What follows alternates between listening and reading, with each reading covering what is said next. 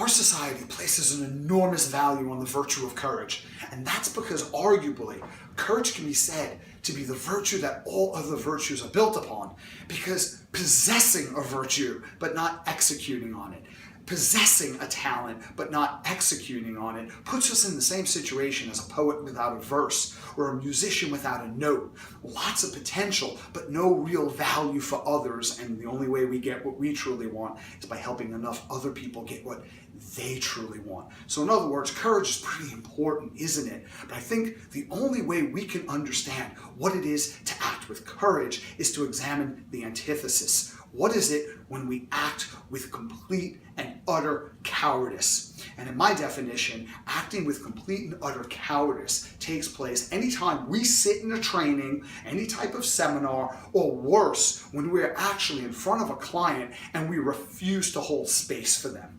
We hold the perspective of that client that he or she makes bad decisions, is lazy, they just lack motivation, and we're operating off an attribution error, which is the incorrect assumptions we draw when we see somebody acting contrary to their stated aspirations, because we're assuming, oh, that must be because they lack some internal character trait. Oh, and it's probably a character trait that we possess, because obviously we all make the very best decisions in absolutely every situation in our life history, don't we?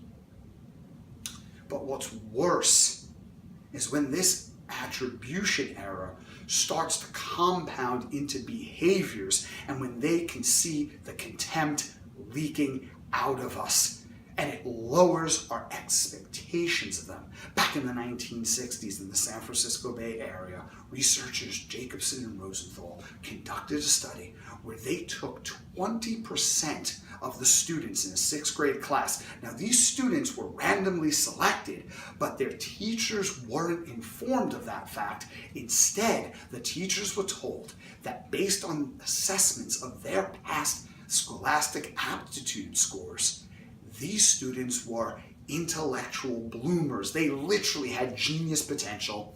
And at the end of the school year, they improved in their reassessments more than any of their other peers. What happened?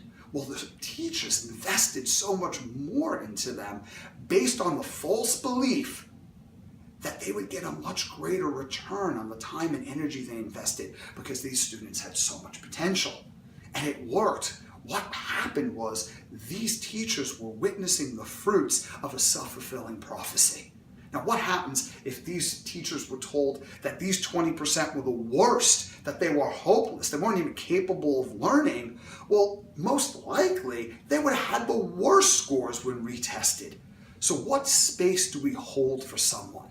Do we see them as a victim or as a victor? Do we see them as someone who's lazy, or who in every way, day by day, is on the way to being the best version of themselves? And we have that belief in their ability to transform, and so it helps them more than anything else, because a lot of transformation lies in our belief in the person that has entrusted us to be their coach and be their leader. In other words, hold the space, as beautifully put by Johann Wolfgang von Goethe when he said, treat people not as they are, but as they ought to be, and then they will become who they are capable of being.